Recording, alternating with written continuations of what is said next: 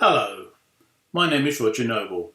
I'm pleased to welcome you to this brief introduction on how to get started and how to produce your very own printed circuit boards. First, some basics. I'm not an expert. What I'll step through in the next 15 minutes or so is entirely self-taught. I have a background in electronics, but I'd never previously designed a PCB.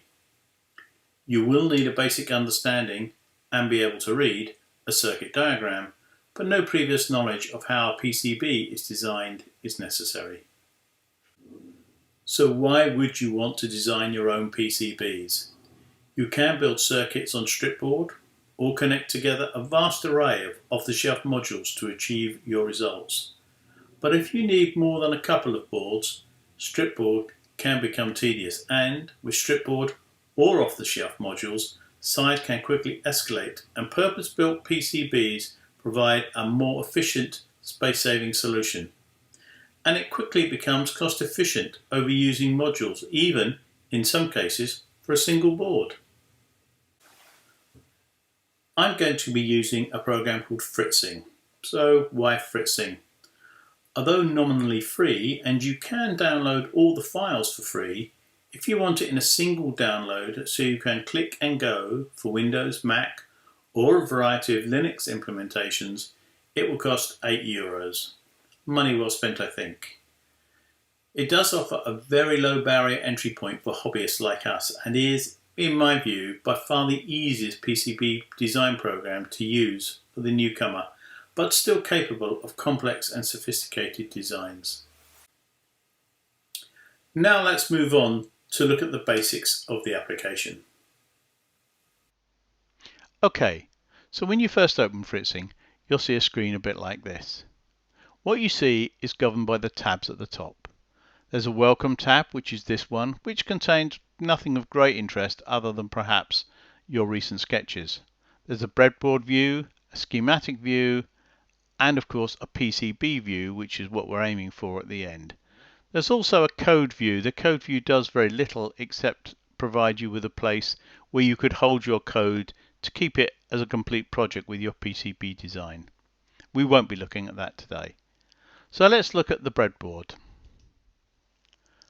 Okay, but before we start our breadboard design, there are two other very important parts of the screen we need to look at. On the right here at the top is the parts library. The parts library contains all the parts available to you in Fritzing. It's split into sections. We're looking at the core parts library, which is provided with Fritzing. The other libraries are provided by companies and individuals to expand the range available to you. We will largely be using the core parts. This contains many of the basic components, resistors, capacitors, transistors and things. Inputs here, we have switches and detectors, outputs, LEDs, displays. There's a whole range of ICs, including a generic IC, which is very important to us, and we'll discuss that a lot later. Various other bits and pieces. Connectors, of course, very important. We would definitely be using those. And then some things that are specific to the particular views we're looking at. There are some other libraries though worth looking at. There's an Arduino library, for instance, and so there is an Arduino Nano which you can use. And then down here there's a PIC library, so if you want to use a particular PIC. Again, there's a fairly generic PIC which will allow us to modify exactly what it is we're looking at. Anyway, back to the core library. The other important part of this screen is the inspector, which sits below the part library. The inspector gives you details about the parts in the part library and particularly indicates the things that you can change. Let's take an example of a simple resistor. As you can see now, the resistor has all these parameters. The ones with little arrows there are the ones that you can change. So obviously the resistance itself you can change, its packaging, its pin spacing in this case, and so on. As another example, there's an LED. Now the LED, we can change the color, we can change the package, and we can change its current and various other things. So a range of different things that you can change for different parts. Okay, so now let's draw a simple little circuit. We're going to light up an LED. So let's start with an LED. There's one now. Let's put that there. That's nice and simple. You'll notice when you place this that the green holes light up, and they indicate that those holes are, if you like, active. They're connected to something. You'll also notice as we go through that if I were to click on, say, a hole somewhere, all the other holes light up yellow. This feature is very useful because in fact it will light up all the connections that are on the same wire or connected together. Very useful in your schematic and on your PCB design. We'll look at those as we go. Now, if we're going to have an LED, we need a resistor. So there's a resistor. Let's put that there. Nice and simple. We'll come back to that in a minute. But we're going to want some power. Let's take a regulator. There's a regulator. One of the things you'll notice, particularly on these core parts, is that the pins have pop-up labels. So that's the input voltage, that's the ground, and that's the output voltage. Now then, what else do we need? Well, we're going to want some input power. So let's assume we're going to put that on a plug. So here's in connections is a simple little plug. There it is. And at this stage, that's a female plug. Now it doesn't make a lot of difference, but we'd probably have that as a male plug just for the sake of making it look like it's going to be. We'll change it to a male plug, 2-pin male plug. You'll notice in here you can do all sorts of things. You can make these much bigger if you need to, and you can change it from single to double rows and so on. And let's join some of this stuff up. Well, if we decide that this blue power rail here is going to be the ground, the red will be our output power, so we'll put that there. That's going to be the ground. Whoops, there we go, like that. And then that is going to be the input power on that pin. This also needs then to go to the ground, which is or 0 volts, which is the blue. This will need to go to the 0 volts, and that leaves that going to the output power. There you go. Let's add one more thing just to give ourselves a little bit more to play with. So there's a capacitor. We're going to put a capacitor, smoothing capacitor, across the output from the regulator. Just take out any spikes. And that is simply connected across the power. And there we have it. And there's our breadboard design. Now, that's fine. What does that look like on a schematic? Well, at the moment, it looks like that. And on a PCB, for the sake of it, it looks like that. Not very attractive, and we'll move on to that next. One thing I would just like to show you though is if I now click anywhere on the power rail, you can see all the things that are connected to the power rail. Likewise on the ground rail, all the things that are connected to the ground rail.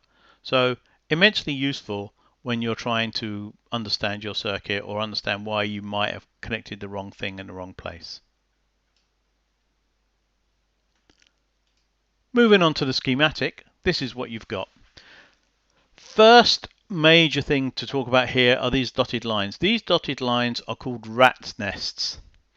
And rat's nests are, if you like, logical circuits. So provided one of these 3 views has a wire between 2 points, then the other views will have a rat's nest if it's not been turned into a wire. If you delete a rat's nest, you delete that connection from all 3 views. So bear that in mind. But if you've still got rat's nests on your final PCB design, it can't work. There is no connection on the PCB view if you've still got rat's nests on it. So you really ought to resolve all your rat's nest connections. How do you do that? Well, first things first, let's lay this out. So we'll put that up in front and center, let's say, because that's the big thing. So we'll put that there. What else have we got? We've got a connector. Well, let's put the connector there. We've got this bit of the circuit. Drag this around. We want that and that down over here somewhere.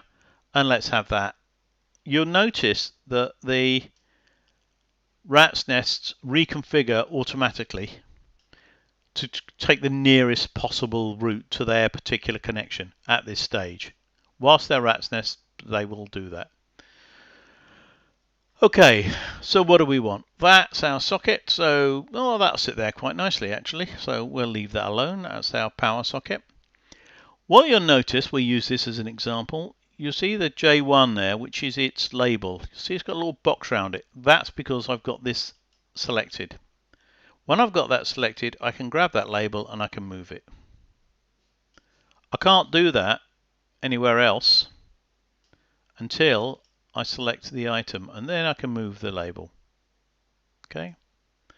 Now some of this I'm going to want to rotate a bit. Let's rotate this, in fact, and tip it up. You can rotate it there 90 degrees counterclockwise. There we go. And then I rotate 90 degrees clockwise the label. I can move the label, and there we have it. Okay, and that's our resistor. Now one of the things, it doesn't matter so much on this, but we'll come to it, I think, is that we don't really want all these necessarily wires connected together. That we have some shortcuts which can make the diagrams much easier to read. So down on this schematic view, we have the ability to have effectively a ground connector, which we'll put in a moment, and we're going to want another ground connector to go over here. And then we can have a 5-volt connector as well. So there's 5 volts. We're going to put that's 5 volts out, and we'll put another 5 volts connector here. Right. Now let's start drawing in some lines. First things first, let's draw in the 5 volts. The 5 volts, let's click on one end, hold, release. Click on one end. Well, you see, actually before I do that, you'll see because all the 5 volts are connected together, it's immediately removed that rat's nest and said, well, that's the nearest way I can connect 5 volts.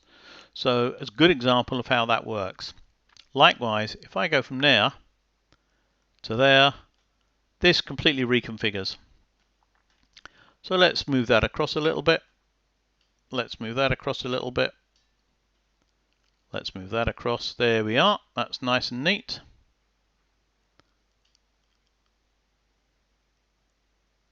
We probably better actually to flip this vertical. If we flip that vertical, that comes on the bottom, and then we flip it horizontal, and now we have a much neater little piece of diagram.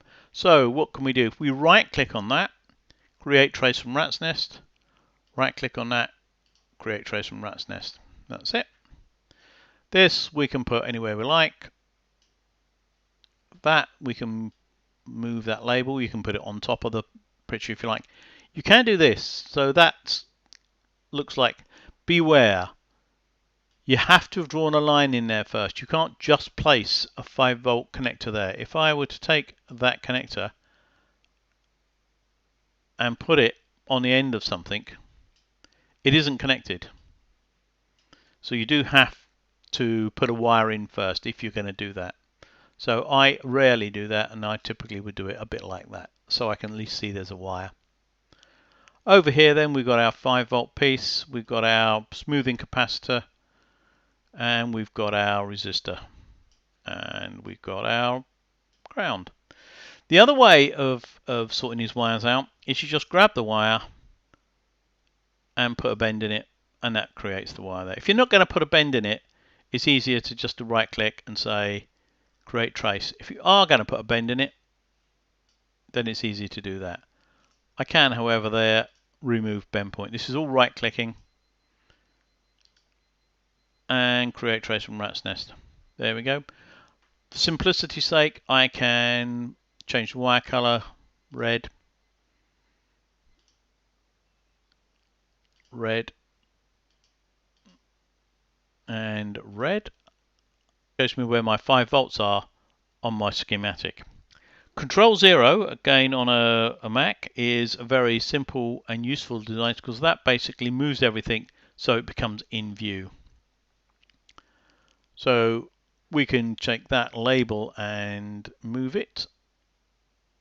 Let's move it somewhere where it fits. There we go, that's nice. Somewhere over here is the label for the resistor, so let's move that back. Control 0 again, center, there we go, and there's a label for our capacitor. Capacitor there we've got 6.3 volts. Maybe we want to change that to a 10 volt capacitor just to be on the safe side. The resistor there is still 220 ohms. I thought I changed that, but perhaps I didn't. There we go. And we can go to 1.5. Let's make it 1.2. And it's 1.2. And there's the LED. And the LED, we could change color if we so chose to make it a blue LED. There we are. And so forth. And now you have a simple schematic. Nothing very clever. It's quite straightforward. A lot of right clicks, drag and drop, connect things together. It will tell you if you haven't got a wire in place. Let's take an example. If we delete that wire for the moment. So I'll delete that wire.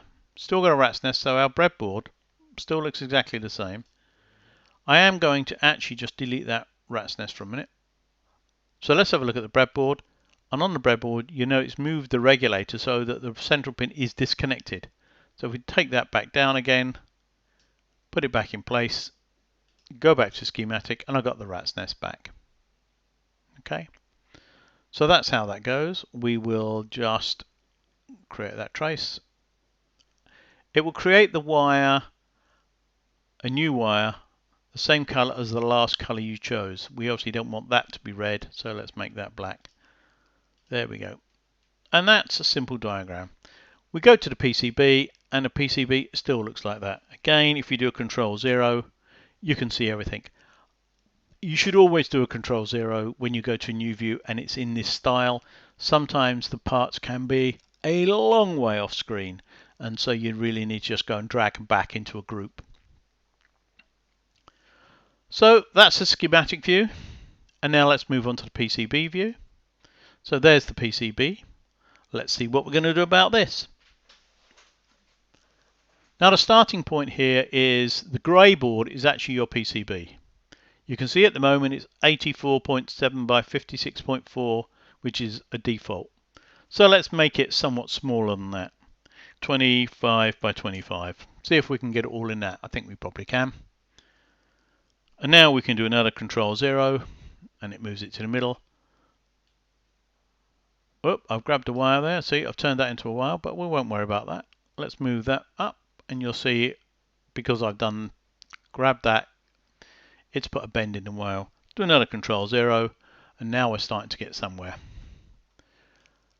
Let's move the regulator. Let's say the regulator's going to go near the edge there somewhere.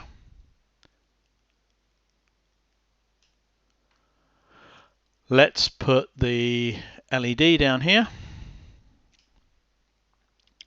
We'll put the power in up there. And as we see, that pin is actually going to be connected to that pin. You see they're both green because they're connected together with a wire. All the others are red because they're not connected together with a wire. If I click on that point, all those 3 points come up. If I click on that point, you can see all the things that are actually connected to ground. Now, if I rotate this, right click, rotate 90 degrees counterclockwise. I don't really want this bend here that I put in by default. So let's remove that bend point. There we go. Now let's put a bend in there. I just grab in the middle and drag. If I use the shift key, it snaps to 90 degrees. If I then release, I have a nice, neat line. I really want to keep those lines at 90 degree corners or 45 degree corners. You do not want sharper lines than 45 degrees. It does introduce noise into the circuit. Okay, so that's good.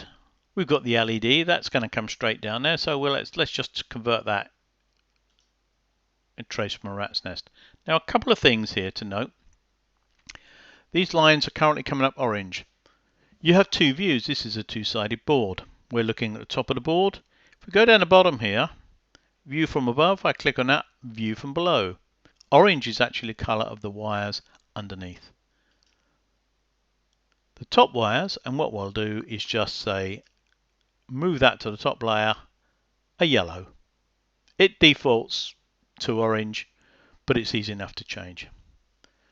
Now, we've got this resistor, which we're going to put down here somewhere. We probably want just to rotate that 90 degrees counterclockwise, and so we can sit alongside that there. Then this we want somewhere near the output, so if we rotate that 90 degrees counterclockwise as well, we can sit that just there, and we're probably in quite good shape. Let's take that wire, hold the shift key down, thank you. We'll just create that, a trace from that rat's nest. This wire, well, there you go. That we might just move across a little bit. I'm not quite going to get that in, so let's just create those as traces for the moment. And you'll note that that's fine. That's a wire on the top and a wire on the bottom to that pin. That's absolutely fine. We click these, we manage these labels in exactly the same way. And so we drag that once we've selected it. That we can rotate 90 degrees clockwise, drag that. These labels will print on your final circuit board, so they are very useful, and you do need to give a little bit of thought about where they're going to go. And let's just drag that across there. And then in the middle there somewhere is a little capacitor, so let's bring that down there and then rotate it 90 degrees clockwise. Thank you. And then there must be a label for that one somewhere. There it is, stuck up there, U1. Okay. Everything must have a label. You can't not have a label. It puts a question mark in there if you decide not to have a label. And that is a circuit board. Part 1 has, hopefully, introduced you to the basics of fritzing and produced a simple PCB design. In Part 2, we'll look at some important additional features as the design gets more complex, and also the process of actually getting the boards produced. See you in Part 2.